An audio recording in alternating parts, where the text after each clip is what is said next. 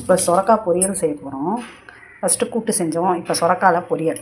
இந்த பொரியலுக்கு தேவையானது வெங்காயம், பச்சை மிளகா, இது சொரக்காவை வெட்டி வச்சுக்கிறேன். கடுகு உளுத்தம் பருப்பு தாளிக்க ரவை கடலைப்பருப்பு போட்டுக்கலாம். சொரக்காய் பொரியல் செய்ய போகிறோம். சொரக்காய் பொரியல் செய்கிறதுக்கு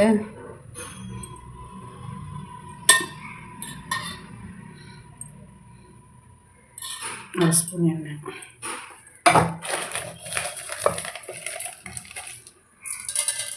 கடுகு உளுத்தம் பருப்பு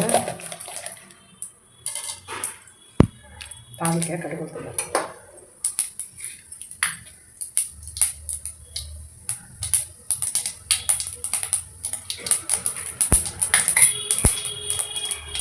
பொரிஞ்சோடனே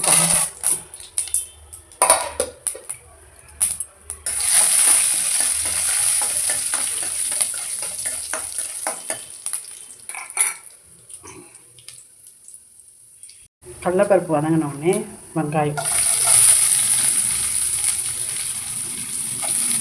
வெங்காயம் பச்சை மிளகா கட் பண்ணி வைக்கிறேன்.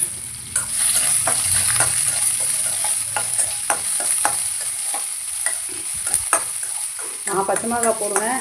சிலவங்க வேணுன்னா காஞ்ச மிளகா கூட போட்டு தாளிச்சுக்கோங்க.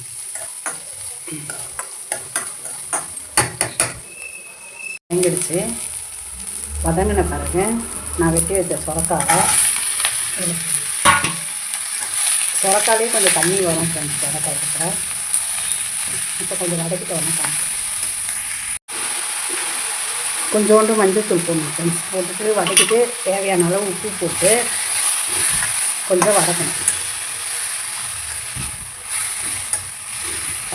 இந்த டைமில் ரவ்வோண்டு தண்ணி, ஏன்னா இதில் சொரக்காயிலே தண்ணி விடுன்றதுனால ரவ்வோண்டு தண்ணி விட்டு மூடி போட்டு அப்படியே வதக்கி எடுக்க வேண்டியதாக ஃப்ரெண்ட்ஸ். அப்புறம் தேங்காய் கொஞ்சம் போட்டு பொரியலை இறக்கணும். பாருங்கள், இதிலே தண்ணி விடும்.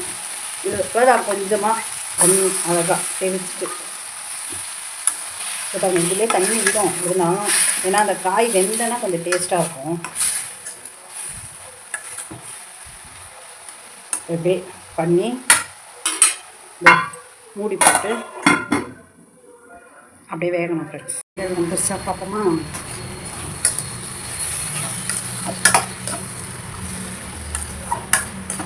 அவங்க நல்லா வெந்து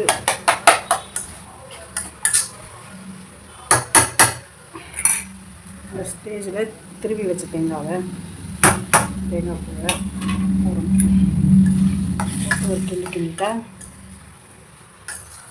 சொரக்காய் பொரியல் ரெடி. இதில் கொஞ்சம் இறா போட்டாலும் சூப்பரான சீக்ரெட்டு தான் ஃப்ரெண்ட்ஸ். இந்த இறா நான் வாங்கலை, இல்லைன்னா போட்டிருப்பேன்.